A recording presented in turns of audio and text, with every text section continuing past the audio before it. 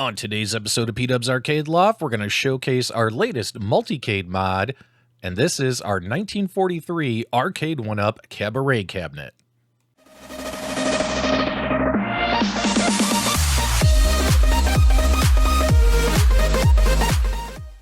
So it was over a year ago I picked up the Arcade1Up Pac-Man Plus Cabaret cabinet. I believe this was at Sam's Club or Costco, one of the two. They were clearancing these things out. I did a review for this on my channel. I'll have a link for that old video in the video description below. And what I really liked about the Arcade1Up Cabaret cabinets was the shape. I actually think this was a winner from Arcade1Up. This was actually the first time that we saw the slanted screens. It had a BOE monitor, had a terrible washed out marquee, but it had a beautiful wood grain finish. And it always had me thinking, wouldn't it be cool to turn this into some other Cabaret type arcade cabinet mod? So I figured let's take that Cabaret shape and either do a 1942 or 1943 CAPCOM Cabaret arcade and make it a multicade. When it comes to the riser panels, these are CAPCOM riser panels from Arcade Graphx. I just had to cut them to fit because I wanted to show off as much of the wood trim as possible. I just needed to cover the Pac-Man logos. When it comes to the side medallion art, I decided to go with 1943 instead of 1942 because 1943, in my opinion, has way better artwork and it's a way better game. And there were some real 1943 cabarets out there in the wild that existed in the past, and still some of them exist today. These particular medallions came from Escape Pod Online, and Dan over there did a great job putting those together. I was not able to add a light-up coin door because there's a K-bar that goes right here, right behind where those quarter slots go, so drilling was out, so unfortunately we're stuck with the Arcade1Up logo. But take a look at this control panel from Szabo's Arcades. We have a real Sanwa JLF joystick in there. We just have some American-style buttons in here, American-style half buttons in here, clone buttons. Not the best, but I don't care. The joystick itself works really, really well. Can't complain. And, of course, I had to give Joe all the measurements so he could print and create a bezel to actually fit over this monitor because it's in kind of a unique shape versus some of the other wooden frames that these monitors sit in. And Joe and I managed to bang that out together. Thanks so much, Joe Szabo. This looks beautiful. And, of course, we got our snap-on marquee from Szabo's Arcades, which I absolutely love these. They're so easy to put on, and it looks absolutely beautiful.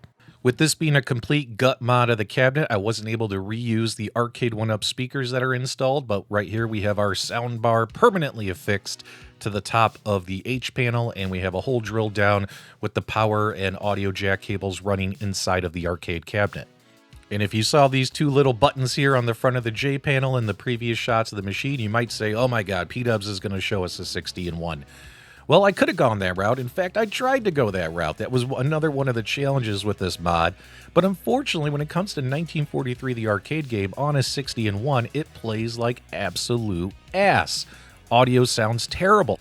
Although the 60-in-1 is okay for some people when it comes to modding, this is supposed to be the headliner game, and there's a few games on the 60-in-1 that perform really bad, and 1943 is one of them, which unfortunately I discovered too late.